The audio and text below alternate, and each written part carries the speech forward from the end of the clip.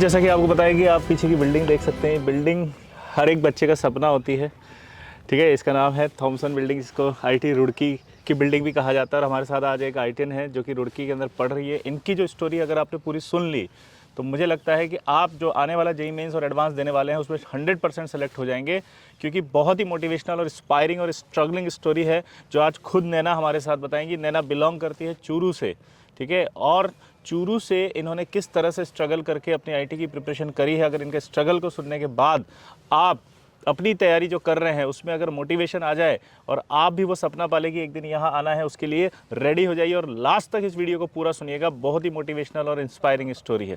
तो नैना, मतलब कैसे तुम आईटी रुड़की पहुँचने का जो सफ़र था वो क्या रहा, मतलब क्या रहा, कैसे रहा? सबसे पहले तो जब मैंने 12th पास की थी मुझे आईआईटी के बारे में पता भी नहीं था।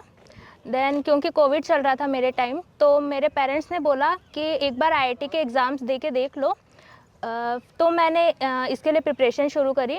फर्स्ट अटैम्प्ट मैंने दिया, मेरा सिर्फ 20 परसेंटाइल्स आया था। देन अभी मेरे पास, क्योंकि उस टाइम 4 अटैम्प्ट्स मिले थे कोविड में, तो मैंने चारों अटैम्प्ट्स दिए। 20, देन 67, फिर 75 और लास्ट 90 परसेंटाइल तक मैं पहुंची और मेरा मेंस में सिलेक्शन हो गया था। जब अब आप एक बात मैं रोकना चाहूँगा हाँ। नैना को कि 20 परसेंटाइल। नैना, मुझसे ना इतने सारे बच्चे ये पूछते हैं कि सर क्या ये पॉसिबल है कि इतने कम परसेंटाइल से एडवांस क्लियर कर सकते हैं, पहला। और दूसरा डाउट ये पूछते हैं कि सर मुझे तो हमारे कोचिंग के सर ने या हमारे परिवार वालों ने या हमारे भैया ने ये बोल दिया कि अगर तुम्हारे 20 परसेंटाइल बन रहे हैं, तुम्हारे तो 20 बने थे ना। हाँ। मैं जो बच्चों की बात बता रहा हूँ वो क्या बोलते हैं कि तुम्हारे अगर सिर्फ 50 परसेंटाइल बने हैं, 80 परसेंटाइल बने, तब भी आईटी एडवांस तुम्हारे बस का नहीं है, तुम्हारे बस का नहीं, तुम नहीं कर सकते हो, तुम्हारी मतलब औकात नहीं है, मत करो, छोड़ दो। लेकिन अब आपके सामने एक ऐसा एग्जाम्पल आपने देख रहे हैं जिन्होंने खुद कहा है 20 परसेंटाइल से आईआईटी रुड़की तक का सफ़र, 20 परसेंटाइल से। तो ये होता है, ठान लो तो सब होता है, समझ गए?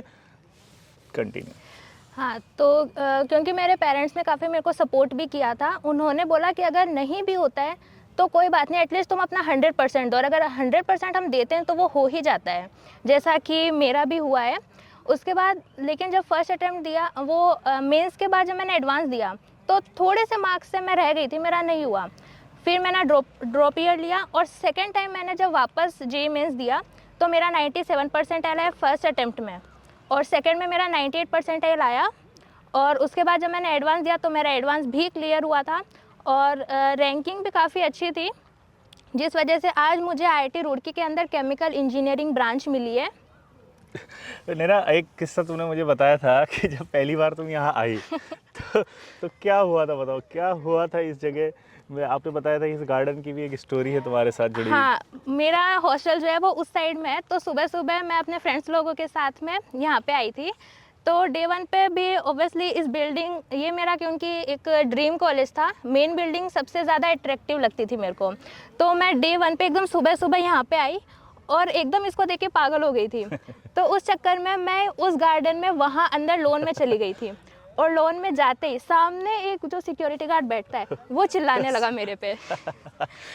भाई ध्यान से सुनो, आईटी रुड़की में आना है, लेकिन रुड़की में इस गार्डन में नहीं जाना है। बस ये याद रखना, रुड़की में आना है पर ये गार्डन में नहीं जाना। गार्डन में जाओगे तो वो जो वहाँ बैठे हुए भैया हैं वो आप पे जोर से चिल्लाएंगे, यानी गार्डन में जाना अलाउड नहीं है। देख सकते हो रुड़की का गार्डन है, वो लिखा हुआ है वहाँ पे, रुड़की। सर नाम भूल गया। अरे विजय सर। विजय सर, हाँ जी सर। आप तो हाय, कैसे हो? बढ़िया सर। कहाँ हो अभी? सर बस लाइब्रेरी से आ रहे थे। कौन सी ब्रांच है अभी? सर अर्थ साइंसेस जीटी फर्स्ट ईयर। अच्छा, वेरी गुड, बताइए। बढ़िया लग रहा है, स्मार्ट यार रुड़की में। देखो ये भैया भी अभी क्या स्मार्ट लग रहे हैं हमारे। ये जो है ना, ये इसके लिए पढ़ना है, बस इसके लिए पढ़ना है, दिल में छप जाएगा ऐसे आपके हमेशा के लिए। इसलिए पढ़ाई करनी है बच्चों को। सही कहा गलत कहा? पढ़ना चाहिए नहीं पढ़ना चाहिए? क्योंकि जेईई मेंस आ रहा है अभी अप्रैल अटैम्प्ट में, पढ़ना चाहिए ना? बिल्कुल सर, पढ़ना चाहिए, दिल खोल रिजल्ट के, बहुत अच्छा होता है ना? देखो एंजॉय कर रहे हैं भाई। चलिए, जनवरी का जेईई मेंस अटेम्प्ट हो चुका है और अब अप्रैल वाला देना है, उसके बाद एडवांस देना है। तो मैं ये जानना चाहता हूँ कि आप क्या मैसेज देना चाहेंगे इन बच्चों को जो कि परेशान हैं? कईयों का अच्छा हुआ है, कईयों का ख़राब हुआ है। जिनका अच्छा वो खुश है, जिनका ख़राब वो बहुत परेशान है। हाँ, तो देखो ख़राब तो जैसा आपने सुना है मेरा भी बहुत बार गया है, पर आप ये कर सकते हैं कि सबसे ज़्यादा आपको फोकस करना होता है केमिस्ट्री पे, क्योंकि केमिस्ट्री एक ऐसा सब्जेक्ट है जो आपके मार्क्स बना भी सकती है और बिगाड़ भी सकती है। उसमें आपको ज़्यादा कैलकुलेशन नहीं करनी होती, ज़्यादा सोचना नहीं होता है। अगर आप डेली केमिस्ट्री को पढ़ते हैं, मैं अपने टाइम में सुबह सुबह 2 घंटे हमेशा पूरा केमिस्ट्री रिवाइज़ करती थी। उसकी हर एक रिएक्शन मेरे माइंड में एकदम सेट थी कि देखते ही मेरे 4 मार्क्स तो ऐसे ही बन जाए। तो आपको केमिस्ट्री बहुत स्ट्रॉन्ग करनी है। और उसके बाद अगर हम बात करते हैं एडवांस की, अगर आपके बेसिक्स एकदम क्लियर होंगे तो एडवांस निकल जाएगा, क्योंकि एडवांस में आप रट्टाफिकेशन करके कुछ कर नहीं सकते हो। उसके लिए आपको बेसिक्स एकदम आपके क्लियर होने चाहिए। नैना, क्या ऐसी चीज़ थी जिसने तुम्हें मोटिवेट किया? जैसे कई बच्चे कहते हैं कि हमारे पास एक प्रॉपर मेंटर नहीं होता, जिसकी वजह से हम लोग मेंटरशिप नहीं मिलती, हमें गाइडेंस नहीं मिल पाता, हम इसलिए सेलेक्ट नहीं हो पाए, काश हमें भी कोई मेंटर मिल जाता। तो तुम्हारा ऐसा क्या मोटिवेशन था जिसकी वजह से तुम एडवांस तक पहुँच पाई? देखो, मेरा मेंटरशिप, मेरा तो कोई मेंटर था ही नहीं। मैंने जो भी अपना ये एडवांस क्लियर किया है वो यूट्यूब के थ्रू किया है। मैंने कोई कोचिंग भी नहीं की थी, और मेंटर के लिए मेरे को ऐसा कोई मिला नहीं गाइडेंस के लिए। मैं यूट्यूब पे जो IIT, क्योंकि मेरी ड्रीम कॉलेज थी, मैं इसके हमेशा डेली वीडियोस देखती थी, ठीक है। तो ये मेरे को बहुत ज़्यादा अंदर से मोटिवेट करता था कि हाँ, एक दिन मुझे यहीं आना है। नैना, ऐसा क्या मोटिवेशन था कि 20 परसेंटाइल से तुम एडवांस तक का सफ़र तय कर पाई? मतलब ऐसा क्या चीज़ थी जिसने तुम्हें मोटिवेट किया? मोटिवेशन सर मेरा एक ही था, वो है हमारी मेन बिल्डिंग, ठीक है। इससे बड़ा मोटिवेशन कोई हो ही नहीं सकता है। हमेशा मैं यही सोचती थी जब भी मैं पढ़ती थी कि हाँ, एक दिन मैं यहाँ पे इधर इसके सामने फ़ोटो खिंचवाऊंगी, चाहे गार्ड कुछ भी बोले, मुझे फ़ोटो यहीं खिंचवाना है, ठीक है। ये सबसे बड़ा मेरा मोटिवेशन था। अब रही बात आपके, लेकिन इससे पहले मैं एक क्वेश्चन पूछूंगा नैना, कि कभी ऐसा हुआ, जैसे आजकल क्या होता है कि बच्चे जो सोचते हैं, मेरे पास भी कई सारे फ़ोन आते हैं, वही कहते हैं कि सर हमारा तो 90 परसेंटाइल ही है, हमारा तो 95 ही बना है, हमारा तो 35 ही बना है, सर अब तो सब वेस्ट हो गया, बर्बाद हो गया, अब तो मैं कर ही नहीं सकता। तो क्या मैसेज देना चाहेंगी उनको जो एडवांस तक जाने की सोच भी नहीं रहे हैं, इस वजह से कि उनका मेंस में परसेंटाइल कम आया और वो डीमोटिवेट होकर बैठ गए, या अपनी प्रिपरेशन छोड़ दी है, या वो हार गए हैं, या उन्हें कोई ना कोई या तो कोई कुछ भी कह रहा है कि तुमसे अब नहीं हो पाएगा, तुम नहीं कर सकते, तो उनको क्या मैसेज देना चाहेंगी कि क्या वो कर सकते हैं? ज़रूर कर सकते हैं। जैसा आपने सर अभी बताया, किसी के 75 आए, किसी के 90 आए, किसी के 35 आए, ये सारे परसेंटाइल 20 से तो ज़्यादा है, 20 से तो ज़्यादा है आपके परसेंटाइल। तो आप क्यों नहीं कर सकते? अगर मैं कर सकती हूँ तो फिर आप तो कर ही सकते हो। और आपके पास तो विजय सर जैसे इतने अच्छे मेंटर भी है, फिर तो होना चाहिए ना। नैना, एक बात बताओ, तुम जैसे जहाँ से आई हो बैकग्राउंड, जैसे चूरू है, तो वहाँ पर पढ़ाई को लेकर के, जैसे कई बच्चे उस बैकग्राउंड से भी आते हैं जहाँ पर पढ़ाई का नहीं होता, तो इस वजह से वो अपने आप को लो फील करते हैं। हाँ, हमारे जिनको नहीं पता है मैं बता देती हूँ, राजस्थान चूरू जो है वो एक ऐसी जगह है जहाँ पे पढ़ाई को इतना कोई इम्पोर्टेंस नहीं देता है, ठीक है। अगर आप 10th-12th कर लेते हो बहुत है इतना, पर वहाँ ऐसा होता है कि जो मेरे खुद की मेरी जो फैमिली है वो इसको नहीं मानती है। अगर आपके अंदर है कि आपको पढ़ना है, आपको कुछ करना है, कुछ बनना है, तो फिर आप करो और उनको करके दिखाओ, जैसा कि मैंने किया। अब वहाँ पे जब मैं यहाँ पे आई IIT के अंदर, ठीक है, तो मेरे जो नेबर्स है जो हमेशा ये बोलते थे, अरे क्यों इतना पढ़ा रहे हो, क्या करेंगे इतना पढ़ा के, तो अब वो अपने बच्चों को ये बोलते हैं कि देखो ये IIT में गई है, ये बाहर गई है, तो आप भी इनके जैसे कुछ करो। जो पहले हमें रोक रहे थे वो बच्चों, अपने बच्चों को हमें एक आइडियल वो दिखाते हैं कि आप भी इनके जैसा करो। यानी कि नैना जी, आप तो एकदम हीरो बन गई हैं, आइडियल बन गई उस गांव के पूरे की। तो भाई, तुम्हें आइडियल बनना है, ये सोचना है, ये मोटिवेशन लेना है, समझे? तुम आइडियल बन सकते हो, इस मोटिवेशन को देख सकते हो दीदी के पास। आइडियल बनना है, ये सोचो, इस बिल्डिंग में आना है, ये सोचो। अच्छा, इस जर्नी में कभी ऐसा नहीं हुआ कि तुम भी हार गई हो, जैसे कई बच्चे हार जाते हैं, थक जाते हैं?